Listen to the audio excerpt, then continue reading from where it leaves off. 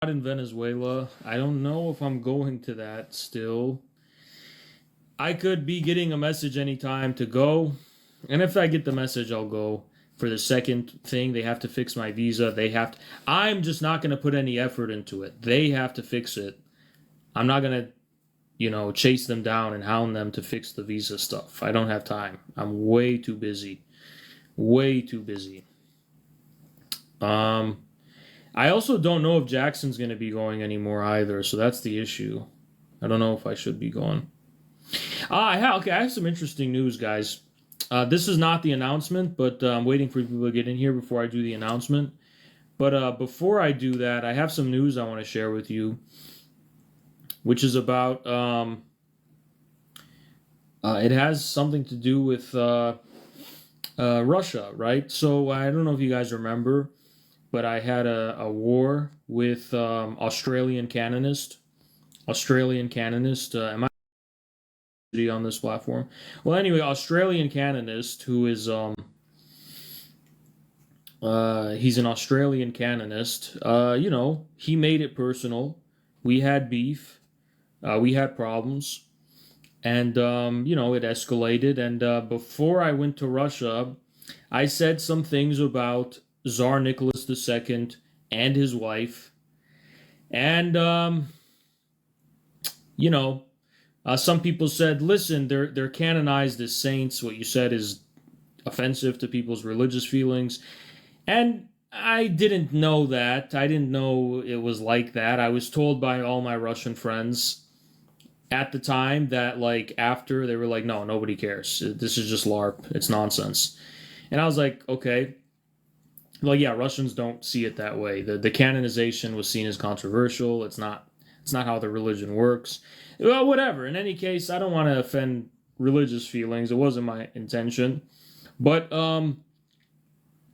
the issue of the Bolsheviks and Lenin and this kind of stuff, well, that is my religion, okay? So they were attacking my Bolshevik religion, which is I take it just as seriously as I absolutely do. I take it as something sacred. It's not a religion, but it's something sacred. It's a red line to me where if you're lying and spreading slander and stuff, I'm gonna respond to it and I'm gonna retaliate. And you know what I don't like? I'm sick of communists not having an understanding of the sacred. I'm sick of them not having an understanding that our history is sacred. Lenin's memory is sacred. Stalin's memory is sacred. Marx's memory is sacred. It's not something to mess around with and just meme on and take a dump on as if it's meaningless. Oh, well, it's not a religion, so it doesn't matter. And it's like, I don't know if you know anything about what religions actually are, but religions are steeped in traditions of martyrdom, of struggles that took place on earth that made them sacred memories that eventually became religions because of that. So to not take this history seriously um, is a big mistake. Excuse me. So it's a sacred history. It's a sacred memory. And by the way, it's a sacred memory because it takes a lot to preserve that memory. It's very easy to forget it in the world we live in today. It's very easy to forget Lenin's miracles, and these we are talking about miracles in a sense. We're talking about a story that seems impossible today but was possible back then.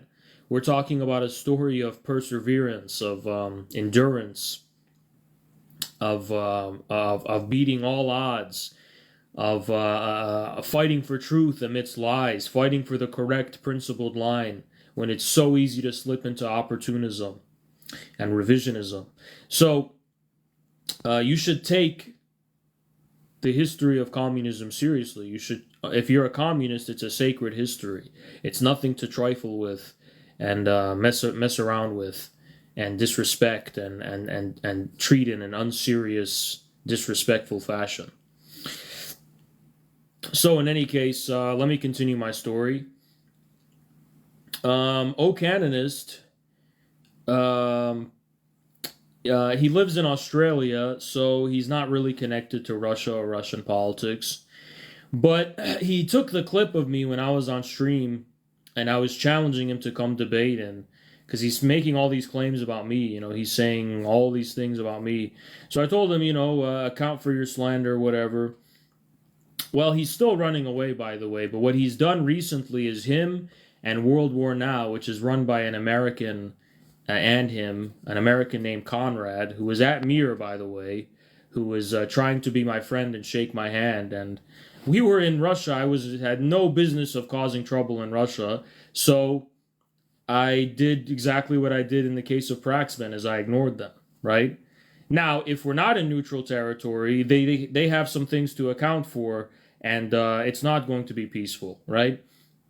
In any case, we are in a DMZ or something, and I'm not going to cause trouble in Russia. Why would I do that? I was a guest. So I did the respectful thing to Russia, and I ignored him. He was confused about why does Haz hate me? Well, because I don't let anything slide, actually. If you're in debt to me, you're in debt to me, and I'll hold you to that debt to my grave. In any case, they recently on Telegram decided to run to the Russian monarchists and share the clip with them of what I said. And they're trying to use that clip to discredit my comrade and my comrades in Russia, which is Comrade Zakhar Prilepin and his team, and they're trying to basically use it as ammunition against them in Russia and say, look at this moral monster Haz, what he said about the Tsar and all this kind of stuff. And this is because Australian canonist, it took him a year to get this thing trending in Russia, and he did. And some Russian monarchists are seizing upon that to use it against, Comrade Prilepin and his crew. So that's some recent news that happened. It's very interesting. Well, they're cowards. They're trying to fight me on my turf, which is America. This is my turf. This is this is my battleground. I'm a guest in Russia, but this is my turf.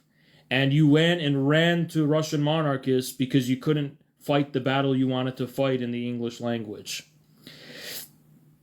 So the Russian monarchists they were upset by it, and they're trying to use it as a provocation and whatever. And I think it speaks to the fact that, look, for we American communists, the issue of the history of Bolshevism and Lenin and so on, it's a sacred history for us. John Reed is buried in the Kremlin necropolis. So is Bill Haywood, right? Now, it's said that William Z. Foster is buried in Moscow. I don't actually know if that's true, because when I was in Moscow, I was searching for his grave. I couldn't, there's conflicting reports about where he's buried, apparently. But, it wouldn't be surprising if he was, because many prominent leaders from our movement, from our tradition, were buried in Moscow, right? Because that's how close it is to our tradition. So, what can I say? This is they tried to fight me and cross the line. I responded, and now a year later they ran to Russian monarchists to go and cry about it, right? So what can I say? Again, it's not my intention to offend religions and to offend Russian Orthodoxy. I mean, sometimes I feel like I'm Russian Orthodox when I'm in Russia. It's incredible when I'm in the Russian countryside and I'm seeing small chapels and the beautiful scenery, and I really understand Russian Orthodoxy, because it's like, Russia is above the world. It's a big, big country that's on the top of the world. It's a very big country. They have a big mentality. They don't have a small mind.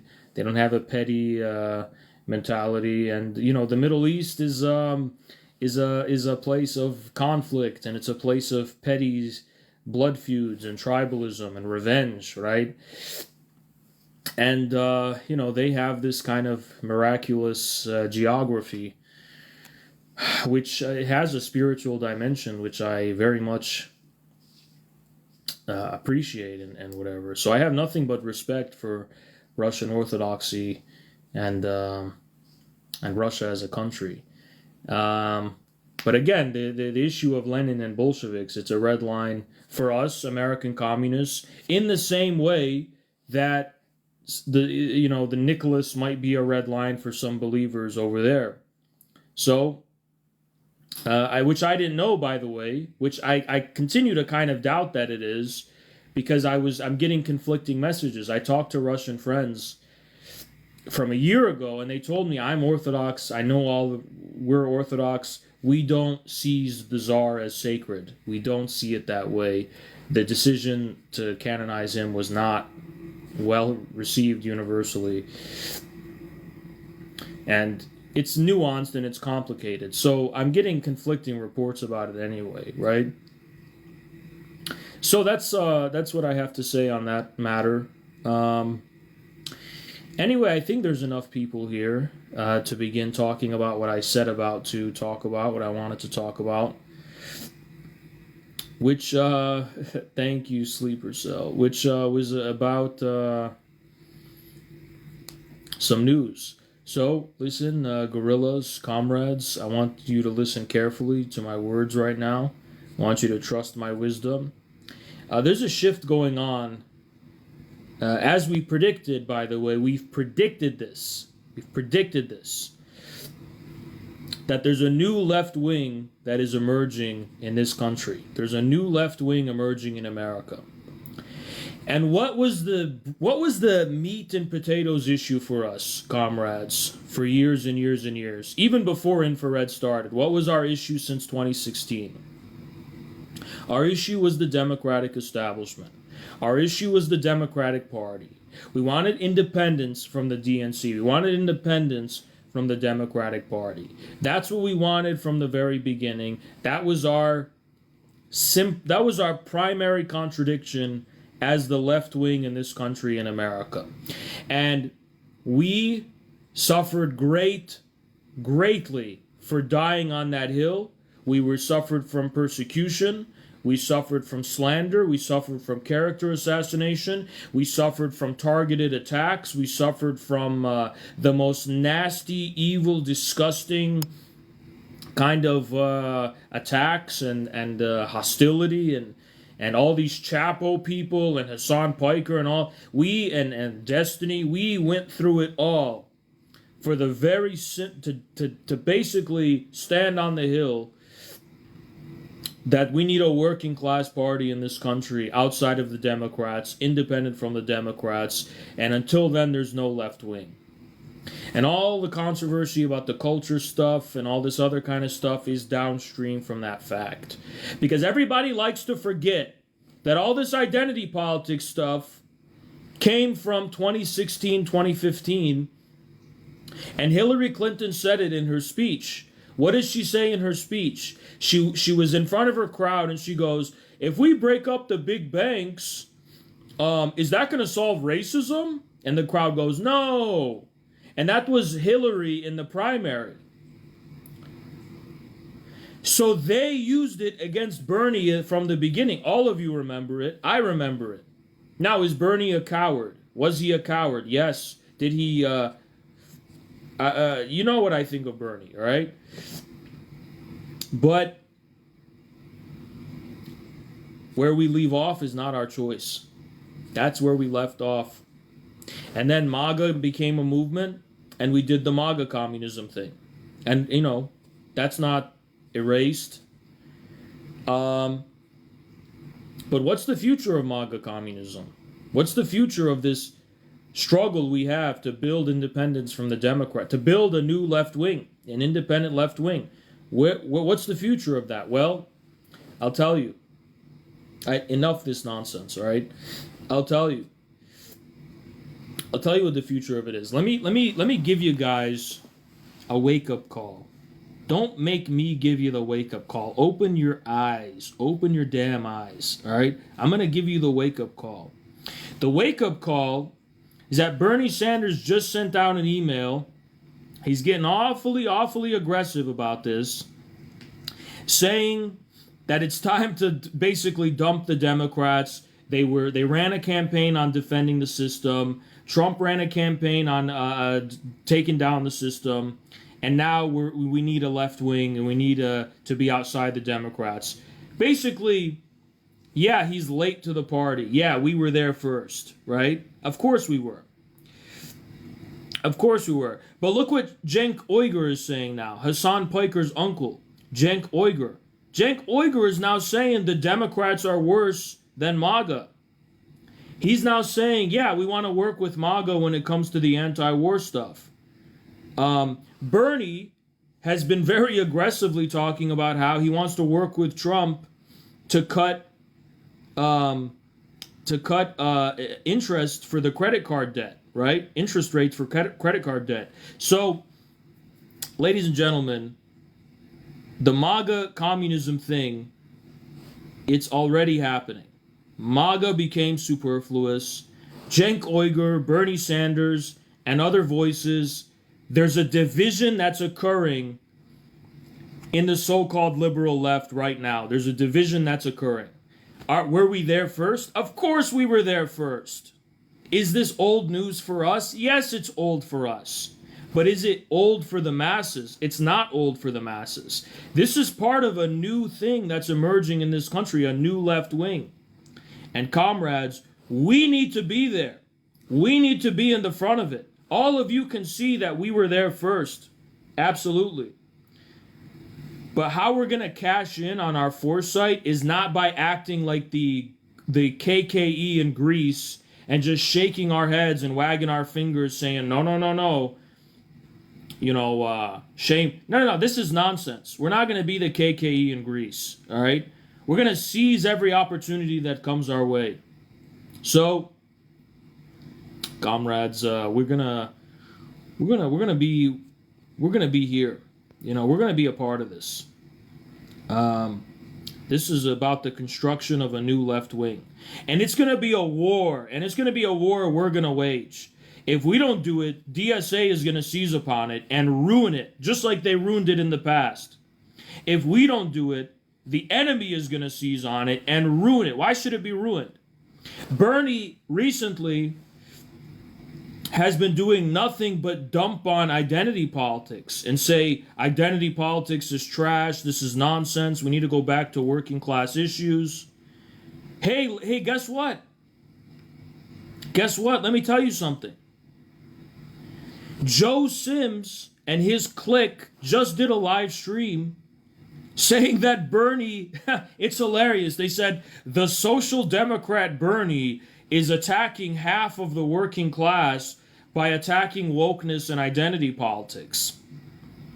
Now, knowing what I know about Joe and his clique, that's the start of what's going to be a lot of new DNC Democrat attacks. And we need to take a side. We're not going to be the KKE and say, we're better than everyone. We're not a cult. You understand? We're going to take a side. If we have to defend this dumb old man, we're going to defend him. Because I know he doesn't have the spine to defend himself, and he doesn't have supporters in rank and file who are capable of waging this war. And who is capable of waging this war? Comrades, we are. We were built for this. You understand? We were built to wage this war, to go to war with DSA and all these other people who are they're going to try to shit this whole initiative up with this identity woke nonsense. And who's going to stop them? We are. We are. And this is what our party's about, Comrades, we're the Bolsheviks. But even the Bolsheviks had to work with the socialist revolutionaries. Even the Bolsheviks understood the meaning of working with coalitions. We will always be the American Bolsheviks. We will never liquidate our party. We will never allow our party to be absorbed into anything else. We're always going to stand on our own independent party. But we're also going to seize the day and seize the initiative to be part of a new zeitgeist.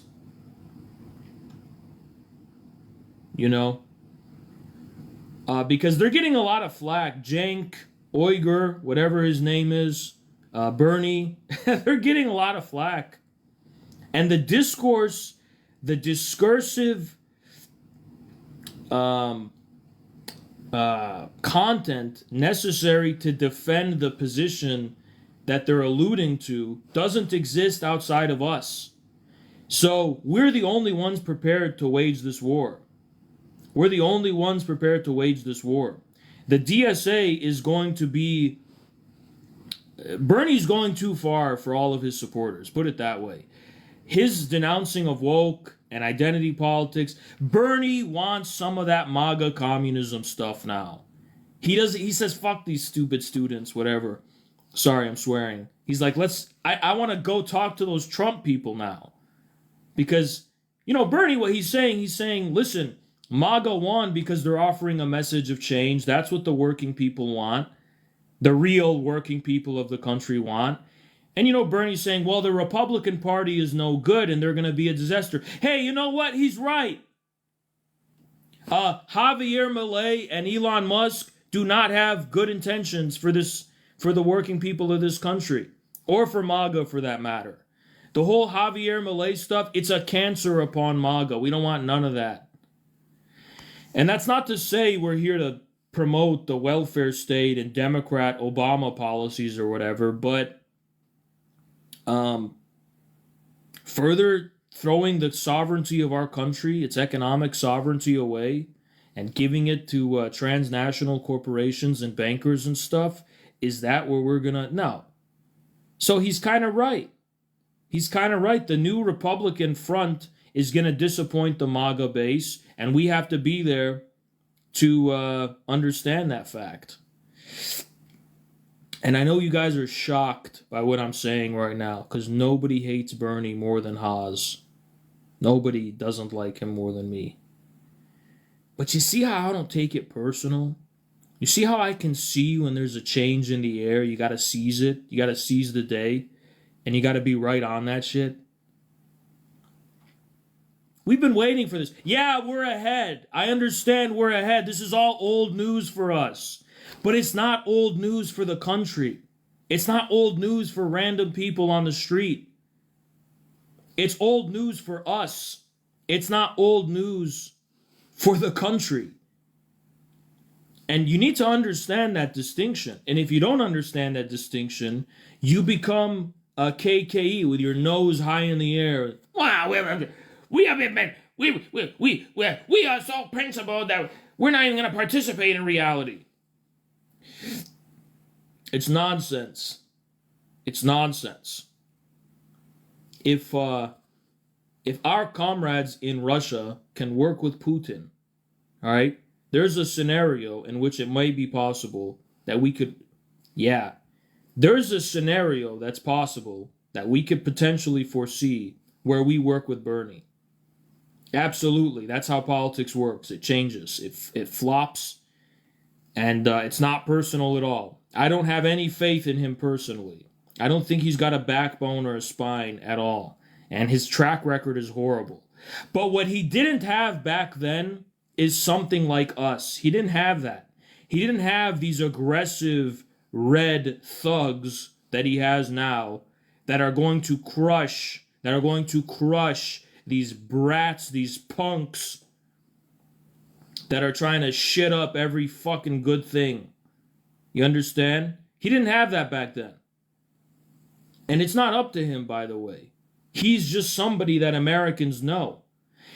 Eddie went on Jake Shields' podcast, and you know what Jake Shields said? Jake Shields said, hey, the Bernie people and the Trump people get along. This country is not as advanced as we are. When you talk to people in this country, we know Bernie's a sellout and all these horrible things, but it's like ordinary people in this country are not operating there, you know? Ordinary people in this country are more or less operating at a place where they're like, yeah, I mean, Bernie, he's kind of good, he's okay. And that's where we have to be objective. We can't just take it personally. We will not. That's not to say we're gonna abandon our wisdom. That's not to say we're going to say oh yeah, we're gonna trust Bernie now and we're gonna forget everything we've learned. Absolutely not. ACP isn't going anywhere. But we need to get in on this. I don't know how else to tell you. We need to get in on this. There's a big change going on. Because the failure of the Democrats, this is the best thing that's happened, by the way. Big change going on. Big change going on. And we've got the strings and the connections, by the way, to carve out a place in this. And I'm going to talk about this more tomorrow, about concrete steps. But I want you all to be mentally prepared for a big battle that's going to come up. Big battle. You understand? Do not be like the Greeks. Do not be like the KKE and become a dumb cult. You understand? We are here to be in reality.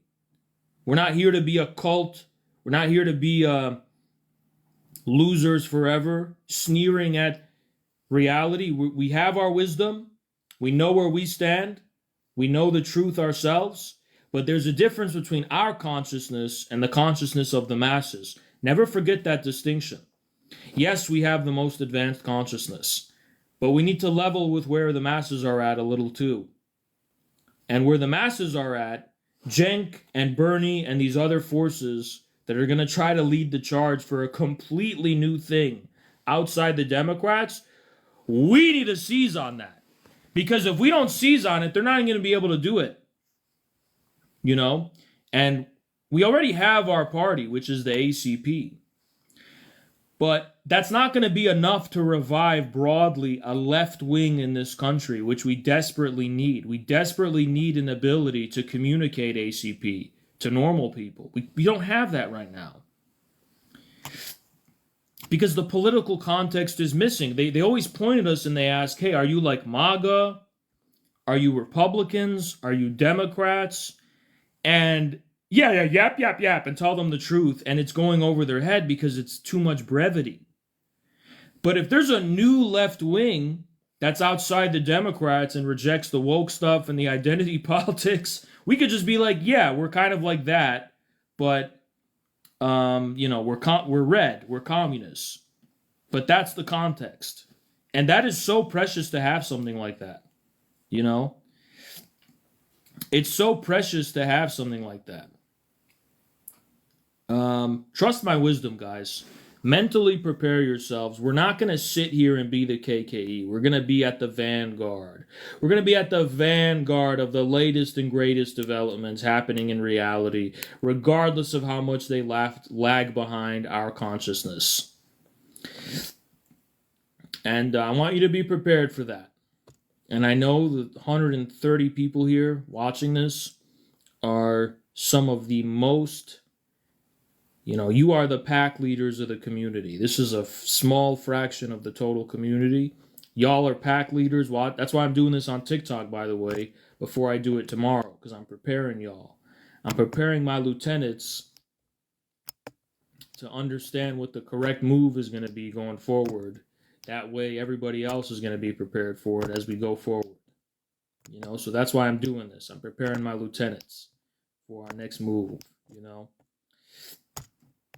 And I don't make any moves yet. But I'm just telling you what to anticipate and what to prepare for. Where our minds are at, what we're thinking and discussing, and keep your eyes open and watch this development. And do not fall into the temptation of the Greeks and just say, look, is this stuff gonna fail? Are they traitors? Are they unreliable? Absolutely. Don't think I have illusions, right? But we need to be there for when they actually fail and sell out. We need to be there for that because we will be correct. Let me tell you guys something. You could be correct all you want, and trust me. I know. I know. You know what the difference between us and other leftists is? About 2-3 years. So what we knew 2-3 years ago, that's where they are now, right? But there's no way for us to cash in on that. If you're correct about Bitcoin and you buy Bitcoin, I'm going to teach you the analogy. You're correct about Bitcoin. You bought it in 2010. Okay, you were correct. But then you sold it in 2010. So you weren't correct. If you're correct, you wait to cash in on it, right?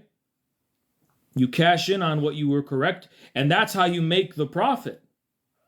Okay? We were correct 2-3 years ago. How do we cash in on this? Once the thing that we were standing on gains way more attention, gains way more relevance and prominence, everyone's going to see that we had the correct position all along. And all of that is going to shift to us, and we're going to get it. You understand? If we don't do that, we get nothing. Think about that. If we don't swallow our pride, I don't know, not necessarily swallowing our pride, if we don't put the personal stuff and personal resentments aside, we'll never cash in on being correct beforehand. You know? So keep that in mind. Keep that in mind. We're in for some very, very interesting times, you know. I'm very pragmatic. I don't trust Bernie. I don't care about Bernie, but what's going on objectively at the level of the country, you know, at the level of the country. Think about that. Think about Joe Sims and his clique freaking out about this. They're freaking out over it, and the war has already begun. We learned from our mistakes. We learned from after 2016. We learned from our own experience. We're going to jump in on this. We're going to jump in on this. This is what we always wanted, by the way. This is what we always wanted. We always wanted, finally, this old man to have the balls to finally separate from the... Should he have done it in 2015? Yeah. Should he have done it in 2016? Yeah. Should he have done it in 2020? Yeah.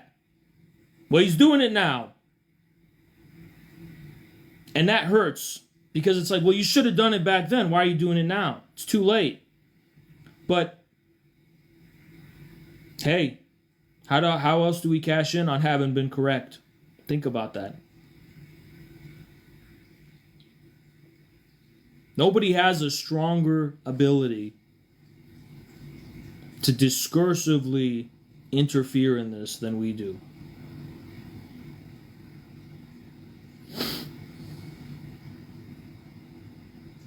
You know, they used to talk about Bernie bros. Well, it's going to be communists now with a capital C. You understand? They're going to wish they had Bernie bros.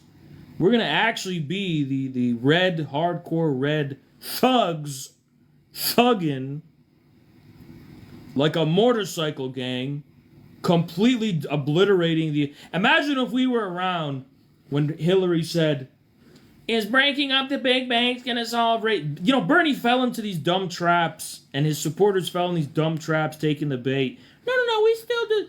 But look at us. We're crazy. We're monsters. We're literally monsters. We're a nightmare for these people. They can't fight us. We'll eat them. We'll eat them. Look at me. Do they have any idea how crazy we are? We are literally Putin. They don't know. They're not prepared. Hillary Clinton was not prepared for Putin. She was not prepared for Putin. She was not prepared for that. She was prepared for apologetic losers. We are Putin. They're not prepared for Putin. And what is Putin? We're bad guys, all right? What does that mean? That we're bad guys? It means, well, we are. We are. I'm not gonna lie. Like, we are bad guys in the movie. If America is a movie right now, and Hollywood is directing the movie, and liberals are directing the movie, which they do because they control Hollywood, we are the bad. We are actually like really bad guys, all right? We are Putin. We are strange. And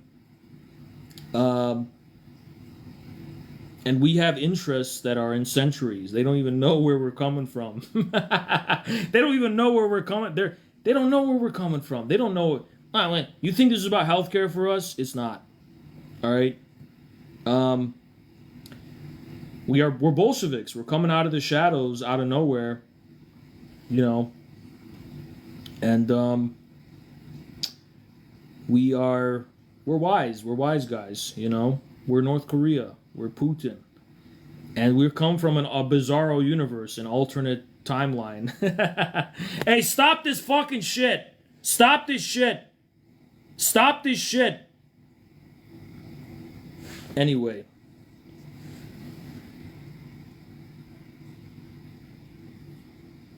Alright? You can pay all the money you want. I'm gonna destroy that. Anyway. Alright, guys. Understand something. It's not that we're naive. We're not, oh, Bernie, we're libtards. We're not naive. Alright? We are bad villains. We're bad guys with a plan. Bad villains with a plan. But imagine we're Batman villains, right? Yeah, we're gonna seize on this. We're gonna subordinate this to our plan, to our own ends. We're gonna hijack it. You know? That's how it is. You know, you gotta start thinking like a villain. Because in this country, we're villains. You know? That's why every time I watch a movie, I'm on the villain side. Because Hollywood, liberal, and CIA people are the ones directing the movie. And the way they see us is the same way they depict the villains. So we have to see ourselves in the villains. You understand? Because we are the villains. We're Darth Vader. Absolutely. Yes, we are. Ra's al Ghul. Absolutely. Bane. Absolutely. Like, not even ironically. Who are the other ones?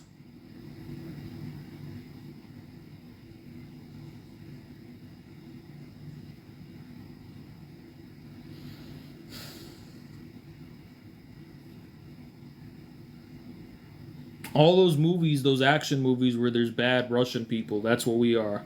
Absolutely. Sauron from Lord of the Rings, absolutely. That's how they see us. They see us that way. You know, it is what it is. It is what it is. You know, it is what it is. So, you don't be naive. We're not naive. If anything, we're preying on the naivety of Bernie and his, you know, dumb liberal brain. But we can definitely take advantage of it, and by the way, this is a totally, this stream is protected. It's not like, see, I'm not going to talk like this tomorrow. Tomorrow I'm going to use different language. But this is only the lieutenants, I think, that are here. So, you know, you can hear what I'm saying. And, you know. Bro, stop that dumb Harry Potter shit. We're not, I don't know these villains in Harry Potter. I mean, I know them. Like, I've watched the movies, obviously. But, like, I don't have confidence in that. Alright? Not every villain is good. Some of the villains are cringe. But, like, Darth Vader, absolutely. Imagine being in Star Wars and being those Jedi. I don't want to get in trouble, but it's a little fruity. Like a Jedi. I'm a Jedi. What a cringe. What a cringe, like, what's next? You're going to be SpongeBob? Get the fuck out of here, man. Imagine being in Star Wars and not being the red lightsaber. Of course we're the Sith. We're out here with those blue lightsabers. Well, we have to defend the Republic. Shut up, bitch. What the hell is that? Of course we have the red lightsaber. Darth Vader.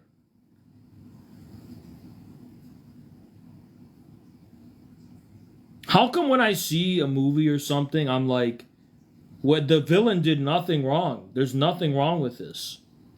What's that movie I was telling you about where I was like, I did not see anything wrong with the so-called villains? What was the movie? I told you guys, I think I was in Discord and I was telling you guys about it, where I was like, I watched the movie and I was like, I don't disagree with the villain at all. 1984. Oh yeah, but that wasn't the movie. That was like a YouTube compilation. I saw like a YouTube. Yeah, 1984. Um.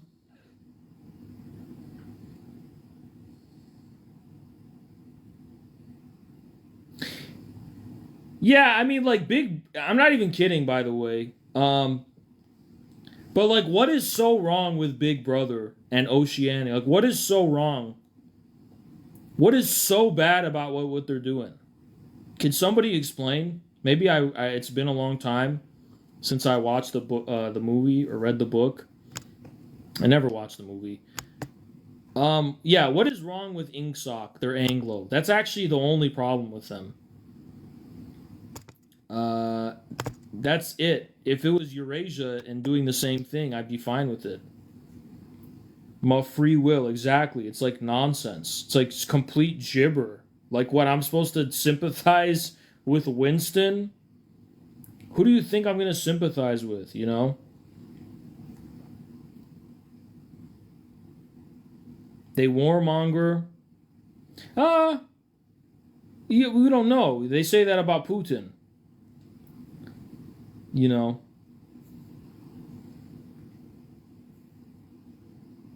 I warmonger.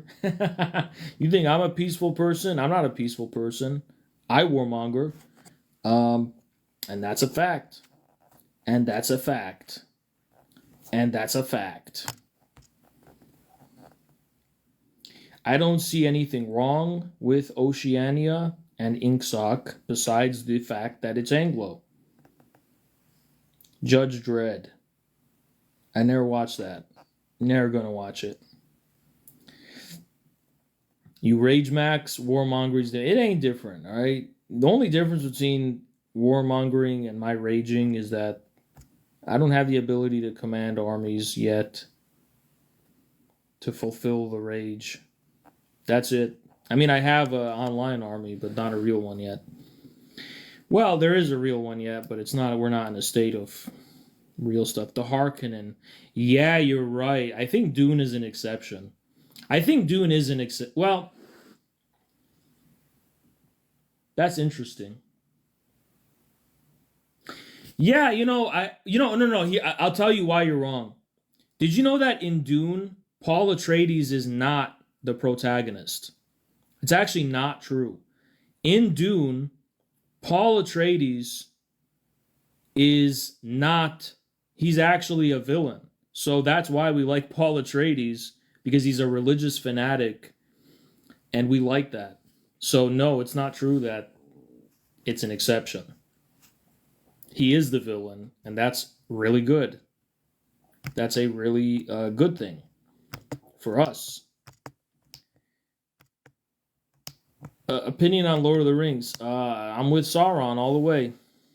Absolutely. If I lived in that world, you think I would be with a bunch of gay hobbits or whatever? Whatever. Sorry. Am I not allowed to say that? Listen, if I'm in Lord of the Rings, I'm in the army of Sauron. Absolutely. Absolutely.